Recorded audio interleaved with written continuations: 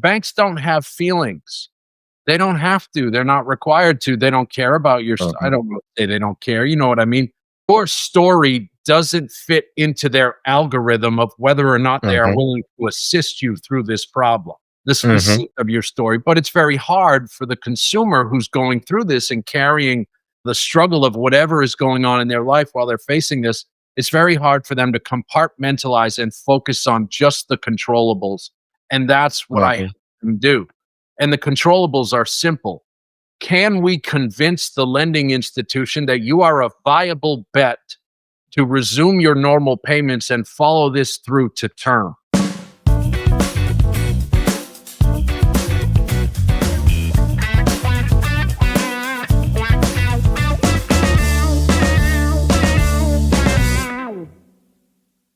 Good morning, great morning to you guys. Welcome to another fabulous episode of Exit Strategies Radio Show. Hey, I am your host, Owen J. Millette, broker and owner of Exit Realty Low Country Group in beautiful North Charleston, South Carolina. Hey, if this is your first time listening to this show, you, sir or ma'am, are in for a treat because our mission here is so simple. It is to empower our community through financial literacy and real estate education. Yeah, we're trying to teach you something. Guys, we're legacy building over here. That is what we do. Got to give a quick shout out to those who listen to us faithfully, all the way from Hollywood, what you know, no good, all the way up through Monkey's Corner in the Charleston region. You guys are amazing. Y'all know my mama live out there in Monkey's Corner, right? Look here, got to give a shout out to Vanderbilt Evans Sr. If I don't put that senior on that thing, that dude, no matter what people say, will jack me up. All right. So I got to put the senior on there, him and his beautiful wife, Elder Evans. Thank you guys so much for tuning in and listening. Love you. I cannot say it enough. And you know what that third time means. I love you yet the more. For my folks listening to Muddy Mullins, hey, the M&M, Marion County, love you guys. Thank you so much for tuning in. Guys, we got a fabulous show today. All right. We have with us a guy who has not only the story of hardship, but more importantly, the story of perseverance, of survival and success. All that stuff goes together, and he's going to share that with you today. So I want you guys to tune in.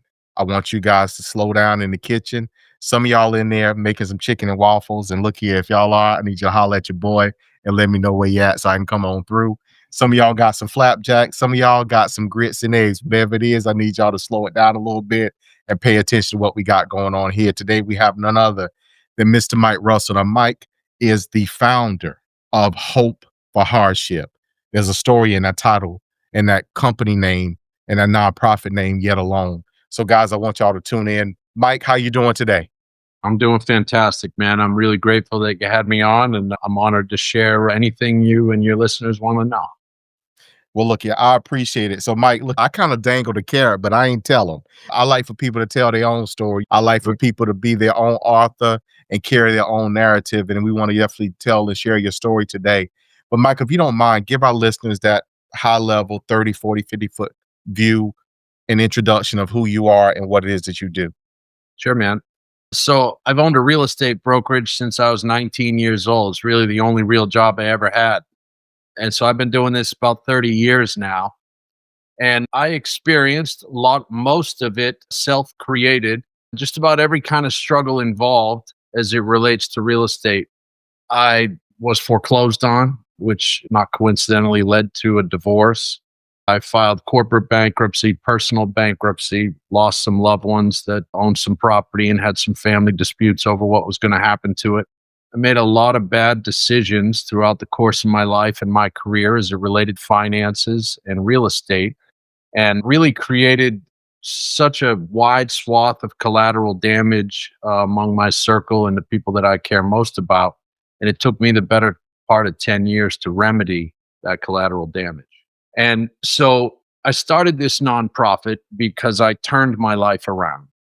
I keep doing it because I like to play a small role in helping other people turn theirs around and experience a softer landing than I did, because mine was anything but soft.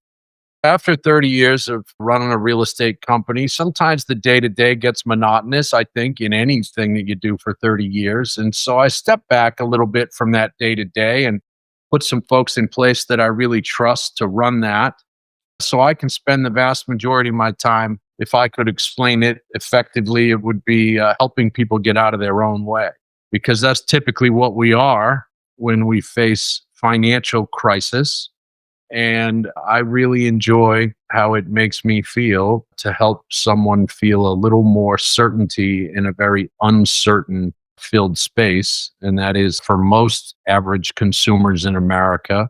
Fighting back against a bank is a very challenging thing to do when you are at threat of foreclosure, or making a sound, emotionless decision while facing divorce. That's an anomaly, very challenging to do that kind of thing. And so that's what I spend the vast majority of my time now, is talking to people who are at threat of losing their home by some semblance of poor decision making paradigm.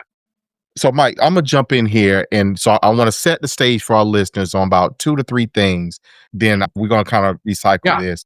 sure. So, first for our listeners, guys, this is what I want you to understand and know. Number one, I want you to think back to what the recession was and what was happening. We are not there now, but this conversation today is what happens if, or what you can do if. Now, what I also want to kind of put in here, guys, during COVID, many of us, and we talked about it here on this show, Mike. A lot of people were out here just misinforming people, telling people they don't have to pay their mortgage during COVID. We know that not to be the case. And we're starting to see some residual impacts and effects of that now, as people who didn't pay then, who haven't been able to reposition either on a modification, forbearance, or other workout with the lenders. Some of them have now faced challenges in trying to either figure out how they're going to come up with the arrears or what have you. And they're starting to get pressure from the lenders now. So we are starting to see that as a whole in the market. But to note, we're not in that space of recession. Some people think we'll have it. Who knows? I don't know. I don't have a crystal ball. If I did, I'd be hitting the lottery every day, and I'd be being, matter of fact, I'd be in Bali right now. I wouldn't be in Tahiti.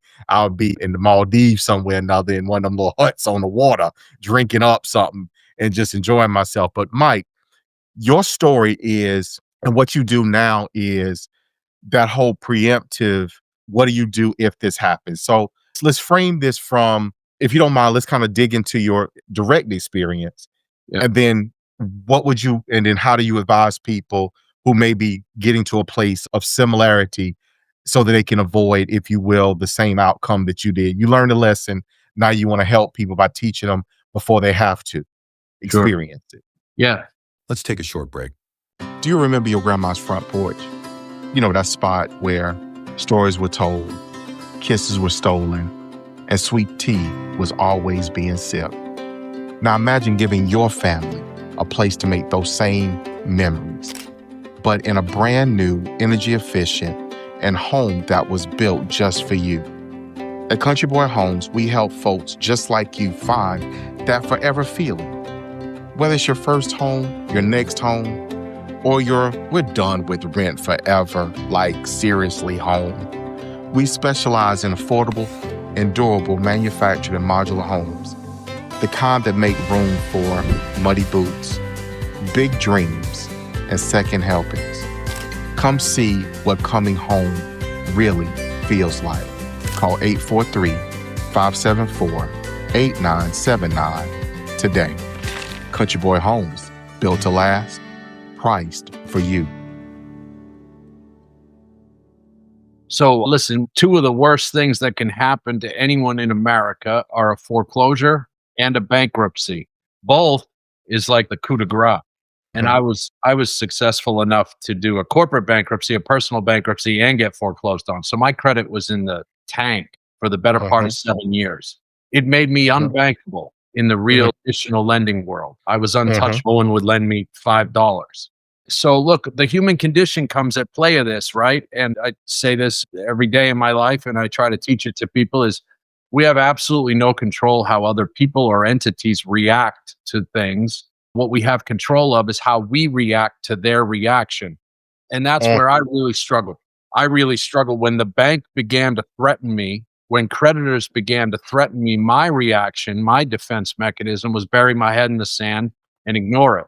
It was one of those F around and find out situations. The reality is, look, the human conditions at play. We don't want to face the reality of struggle when we're in the middle of it. We don't want to, and not just don't want to, we don't know how to stand up be proactive, and work towards a resolution to the problem.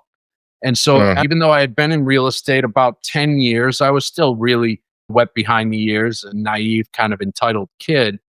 And I didn't really know what to do, but that human condition stuff was also at play. I didn't really Mhm. want something. I didn't really want to lift myself up by the bootstraps and do something about this real problem. And so that's the work that I do. And all these years later, 20 years removed from those kinds of struggles, I know exactly what to do.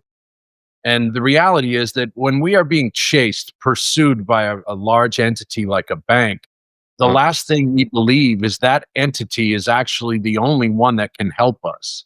And instead, Mhm. most folks that I experience, they avoid those calls, or they don't have an ability to communicate effectively with this bank, this entity, without emotion, frustration, anger, blame, Mhm. all of those things that come up. This is Banks don't have feelings. They don't have to. They're not required to. They don't care about your I Mhm. don't know, say they don't care. You know what I mean? Your story doesn't fit into their algorithm of whether or not they are Mhm. willing to assist you through this problem, the Mhm. specific of your story. But it's very hard for the consumer who's going through this and carrying the struggle of whatever is going on in their life while they're facing this. It's very hard for them to compartmentalize and focus on just the controllables. And that's what I help Mhm. them do. And the controllables are simple. Can we convince the lending institution that you are a viable bet to resume your normal payments and follow this through to term? The deal. That's what you need to do. You are in somewhat of sales mode with the bank. You have to put together an outstanding application for assistance, requesting the bank to review your assistance application to therefore determine whether or not they will be willing to handle the arrearage and allow you to resume normal payments. So, just as a perfect Mhm. example, we submit an assistance application with some light supporting documentation. It's not a financial audit. I mean, it's not a forensic Mhm. audit. It's a couple of Mhm. months of bank statements, some pay stubs, maybe Mhm. a P&L. If you have large deposits in your account, some letters of explanation to explain various things.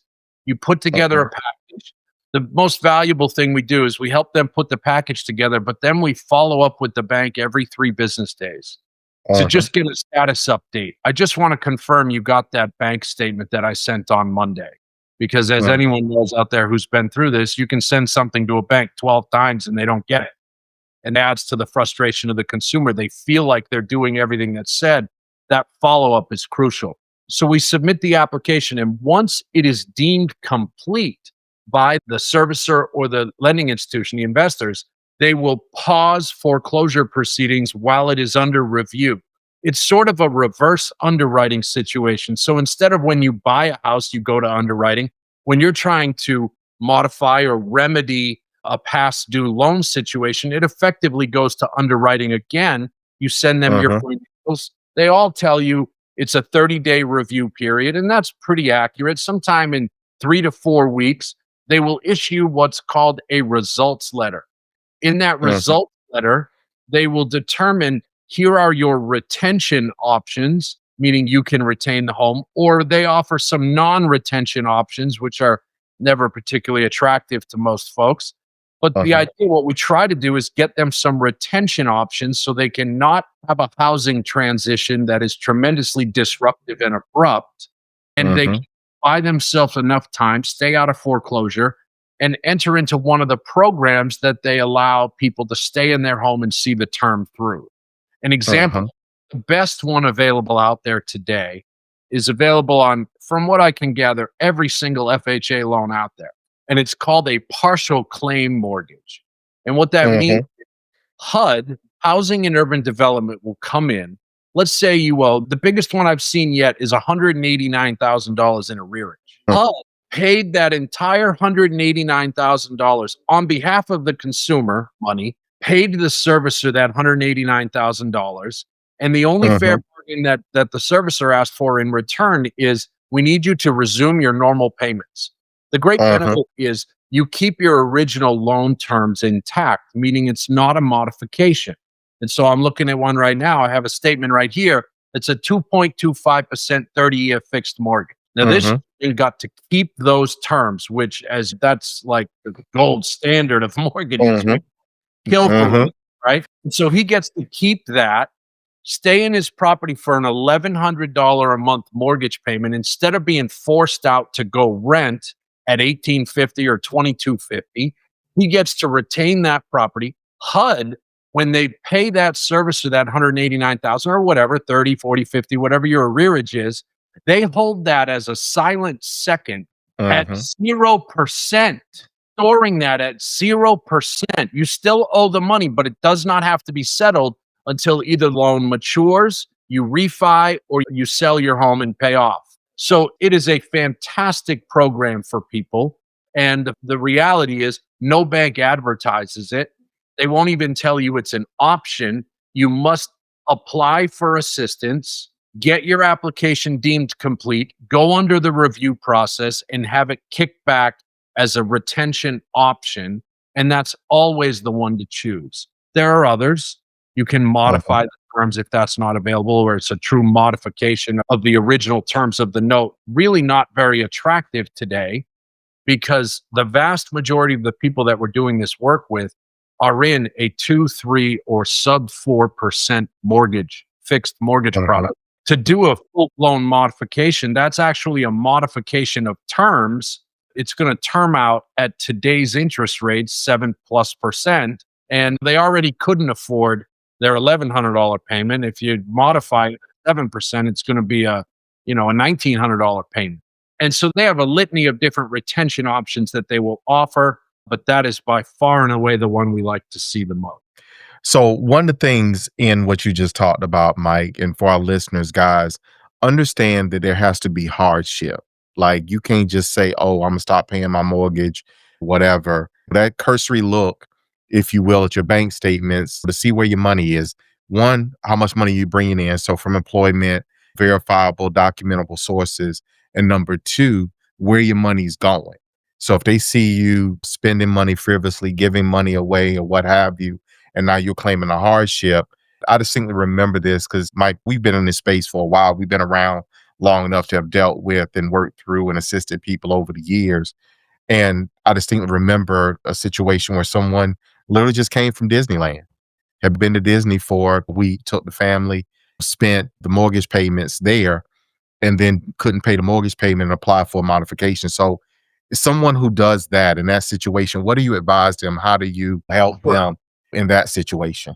Yeah, so I'll add more to what you're saying, right? So the stuff you're talking about is absolutely fantastic advice, right? It's look, make poor financial decisions, experience poor consequences. Period. Stop. Like that's right. Like that's the way it works.